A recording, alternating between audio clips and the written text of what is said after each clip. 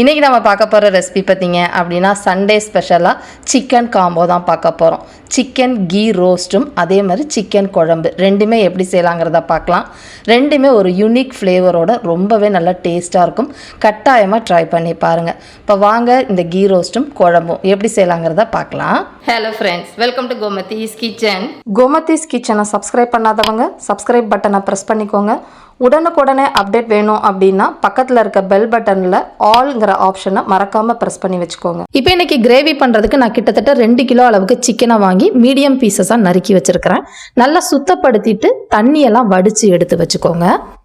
இப்போ இதை மேரினேட் பண்ணுறதுக்காக இதில் ஒரு 1/4 டீஸ்பூன் அளவுக்கு மஞ்சள் பொடி, அடுத்ததாக பார்த்திங்கன்னா தனியாக அரைச்ச மிளகாய் பொடி ஒரே 1 டீஸ்பூன் இதில் சேர்த்துக்கலாம்.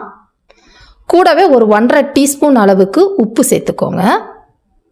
இப்போ அடுத்ததாக ஒரே 1 டீஸ்பூன் அளவுக்கு இஞ்சி பூண்டு விழுது, ஒரு 1/4 கப் அளவுக்கு, அதாவது 2லேருந்து 3 டேபிள் ஸ்பூன் அளவுக்கு புளிக்காத நல்ல கெட்டியான தயிராக சேர்த்துக்கோங்க. தயிர் உங்களுக்கு அலர்ஜி அப்படின்னா இதுக்கு பதிலாக ஒரு பாதி எலும்புச்சம்பளச்சாறை நீங்கள் பிழிஞ்சிட்டு கூட சேர்த்துக்கலாம் தயிருக்கு பதிலாக. இப்போ இது எல்லாத்தையுமே நல்லா கலந்து விட்டுறலாம். இப்போ பார்த்தீங்கன்னா நல்லா கலந்து விட்டாச்சு. இப்போ நம்ம சாமான்கள் வதக்கி அரைக்கிற வரைக்கும் மேரினேட் பண்ணால் போதும். ஒரு அரை மணி நேரத்துலேருந்து 1 மணி நேரம் மேரினேட் ஆகட்டும். இப்போ மசாலா நம்ம வறுத்து தான் அரைக்க போகிறோம். அதுக்கு ஒரு பேனில் 1 டீஸ்பூன் எண்ணெய் சேர்த்துக்கோங்க. எண்ணெய் நல்லா காஞ்ச பிறகு இதில் போடக்கூடிய சாமான்கள் அளவுகள் பார்த்துடலாம். பட்டை நல்ல பெரிய பீஸில் இந்த மாதிரி 3 பீஸ்லேருந்து 4 பீஸ் எடுத்துக்கோங்க.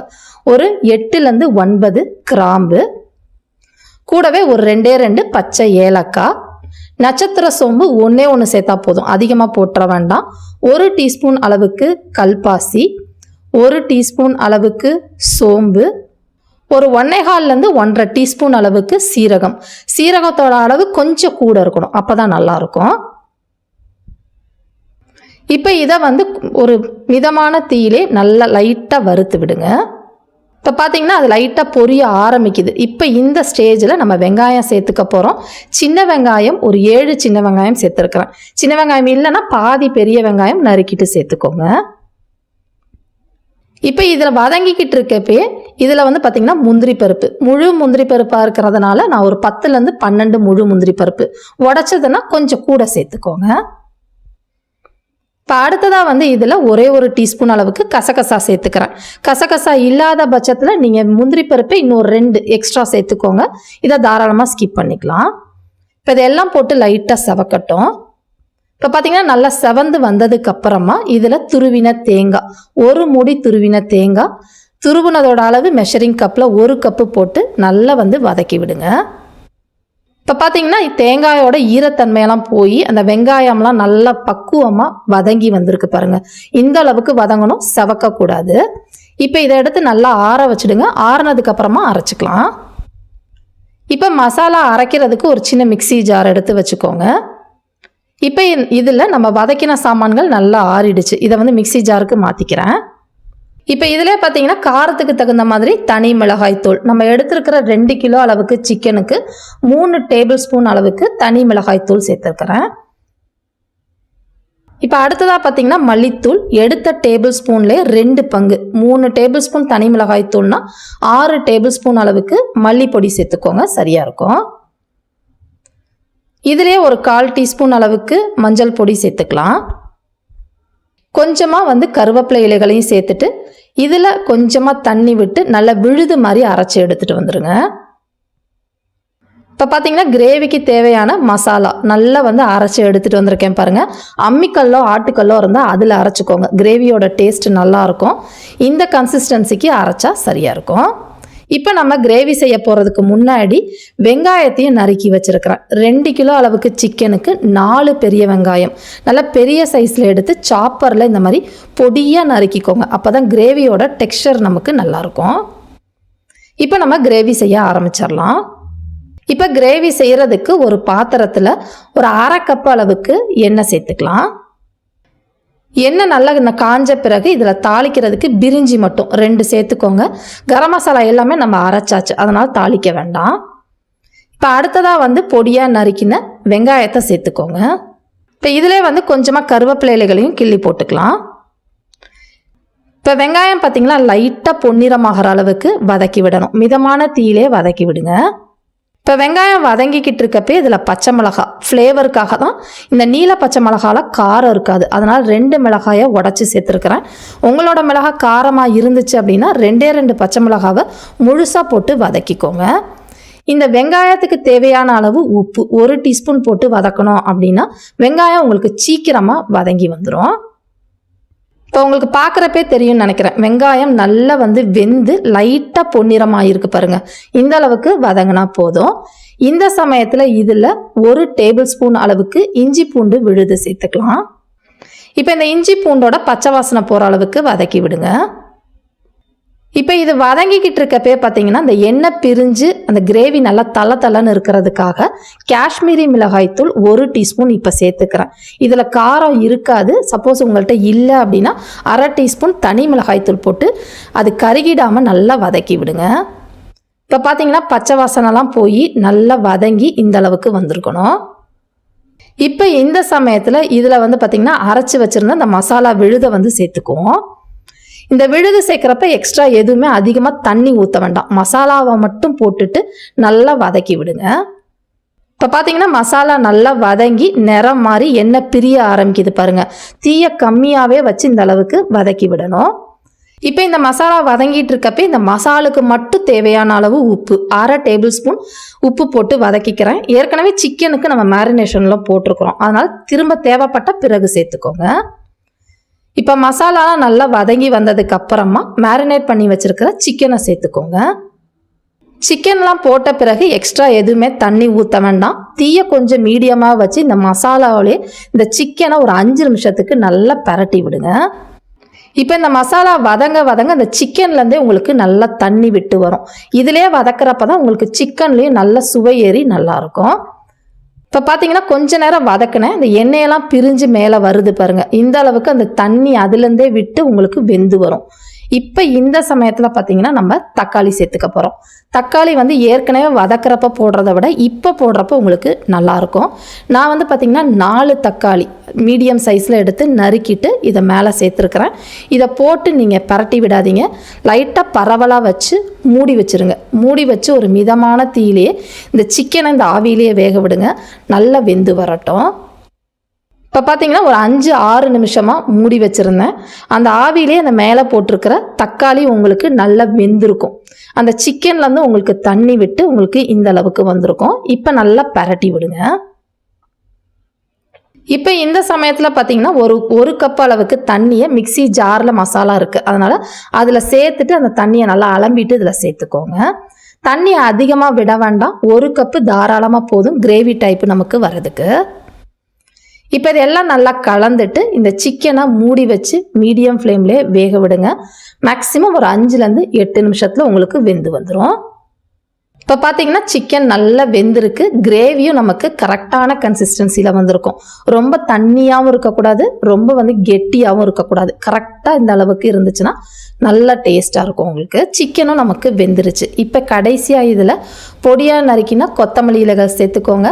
வேணும்னா நீங்கள் டிஃபனுக்கு சாப்பிட போகிறீங்கன்னா புதினா இலைகள் கூட நறுக்கிட்டு சேர்த்துக்கலாம், நல்லாயிருக்கும். நம்மளோட ரொம்ப சூப்பரான டேஸ்ட்டில் சிக்கன் கிரேவி ரெடி ஆகிடுச்சு. இன்றைக்கி சிக்கன் கீ ரோஸ்ட் பண்ணுறதுக்கு சுத்தப்படுத்தினதுக்கு அப்புறமா 1.5 கிலோ அளவுக்கு சிக்கனை கொஞ்சம் பெரிய பீஸாகவே நறுக்கி வச்சுருக்கிறேன். இப்போ இதை மேரினேட் பண்ணுறதுக்கு 1 டீஸ்பூன் அளவுக்கு டேபிள் சால்ட்டு சேர்த்துக்கோங்க. அடுத்ததாக பார்த்தீங்கன்னா இஞ்சி பூண்டு விழுது 1.5 டீஸ்பூன்லேருந்து 2 டீஸ்பூன் சேர்த்துக்கோங்க, சரியாக இருக்கும். அடுத்ததாக பார்த்தீங்கன்னா 1/8 டீஸ்பூன் அளவுக்கு மஞ்சள் பொடி, கூடவே பார்த்தீங்கன்னா எலும்புச்சம்பழச்சாறு 1 டேபிள் ஸ்பூன் அளவுக்கு பிழிஞ்ச சாறு சேர்த்துக்கோங்க. இதுக்கு பதிலாக நீங்கள் தயிர் கூட சேர்த்துக்கலாம். தயிரை விட இந்த ரோஸ்ட்டுக்கு எலும்புச்சம்பழச்சாறு ரொம்பவே நல்லாயிருக்கும். இப்போ இது எல்லாத்தையுமே நல்லா பரட்டி விட்டுக்கலாம். முக்கியமாக எலும்புச்சம்பழச்சாறு போட்டு 1 மணி நேரத்துக்கு மேலே மேரினேட் ஆகக்கூடாது. 1 மணி நேரத்துலேயே நம்ம சமைக்க ஆரம்பிச்சிடணும். இதை நான் ஒரு 15 நிமிஷம் தான் மேரினேட் பண்ண போகிறேன். இது மூடி வச்சுட்டு நம்ம இந்த ரோஸ்ட்டுக்கு தேவையான மசாலா பொடியெல்லாம் வறுக்க ஆரம்பிச்சிடலாம். இப்போ மசாலா சாமான்கள் வறுக்கிறதுக்கு ஒரு பேனை சூடு பண்ணியிருக்கிறேன்.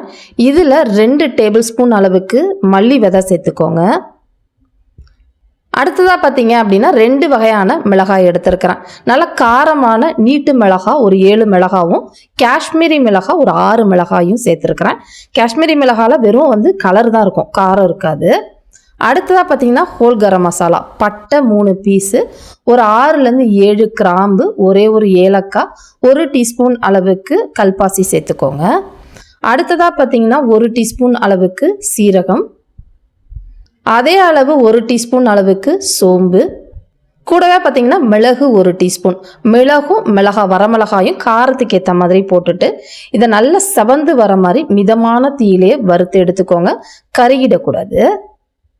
இப்போ பார்க்குறப்ப உங்களுக்கு தெரியும் நல்லா செவந்துருச்சு பாருங்கள், இந்த அளவுக்கு வறுப்பட்டா போதும். இப்போ இதை எடுத்து ஒரு தட்டுக்கு மாற்றி வச்சுடுங்க. இப்போ வறுத்த சாமான்கள் நல்லா ஆறட்டும். ஆறுனதுக்கு அப்புறமா இதை நம்ம பொடிச்சுக்கலாம். இப்போ இதை ஆறிக்கிட்டு இருக்க சமயத்துக்குள்ளே நம்ம சிக்கனை வதக்க ஆரம்பிச்சிடலாம். அதுக்கு ஒரு சட்டியில் நல்ல 1.5 டேபிள் ஸ்பூன் அளவுக்கு நெய் சேர்த்துக்கோங்க. இது முழுக்க நெய்யில் தான் செய்யணும், அப்போ தான் நல்லாயிருக்கும். நெய் நல்லா காஞ்ச பிறகு ஒரு கொத்து கருவேப்பிலையை போட்டு நல்லா பொரிஞ்ச உடனேயே சின்ன வெங்காயம் பார்த்தீங்கன்னா ஒரு 20லேருந்து 25 சின்ன வெங்காயம் நறுக்கினது 1 கப் அளவுக்கு சேர்த்துருக்குறேன். சின்ன வெங்காயம் இல்லைன்னா பெரிய வெங்காயம் போட்டு கூட நல்லா வதக்கிக்கோங்க. இப்போ இது வதங்கிக்கிட்டு இருக்கப்பே பார்த்தீங்கன்னா நம்ம வறுத்த சாமான்களையும் வெறும் மிக்சி ஜாரில் போட்டு பொடிச்சுக்கோங்க, தண்ணியெலாம் ஊற்றி அரைக்கக்கூடாது. இப்போ பார்த்தீங்கன்னா மசாலா சாமான்கள் எல்லாத்தையுமே அரைச்சிட்டேன். நல்லா இந்த அளவுக்கு நைஸாக பொடிச்சுக்கோங்க, குறப்பாக இருக்கக்கூடாது. இப்போ இதை அரைச்சிட்டு வர்றதுக்குள்ளே பார்த்தீங்கன்னா வெங்காயமும் நல்லா செவந்து இந்த அளவுக்கு வதங்கி வந்திருக்கு. ரொம்ப பொன்னிறமாகணும்னு அவசியம் இல்லை. இந்த சமயத்தில் நம்ம மேரினேட் பண்ணி வச்சுருக்கிற சிக்கனை சேர்த்துக்கலாம். சிக்கனை சேர்த்த உடனே தண்ணிலாம் எதுவுமே ஊற்றக்கூடாது. இந்த நெய்யிலேயே மிதமான தீயில ஒரு 2-3 நிமிஷம் நல்லா பரட்டி விட்டீங்க அப்படின்னா நல்லா இந்த அளவுக்கு தண்ணி விட்டு வெந்து வந்திருக்கும். சிக்கன் நிறமும் பாருங்கள் நல்லா மாறிடுச்சு. இந்த அளவுக்கு மாறினதுக்கு அப்புறமா நம்ம வறுத்து வச்ச மசாலா பொடி இருக்கு இல்லையா, அதை சேர்த்துக்கலாம்.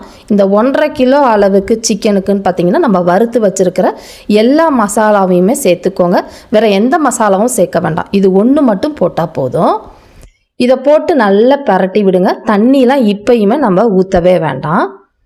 இது நல்லா கலந்ததுக்கு அப்புறமா ஏற்கனவே சிக்கன் மேரினேட் பண்ணியிருக்கப்போ உப்பு போட்டிருக்கிறோம்.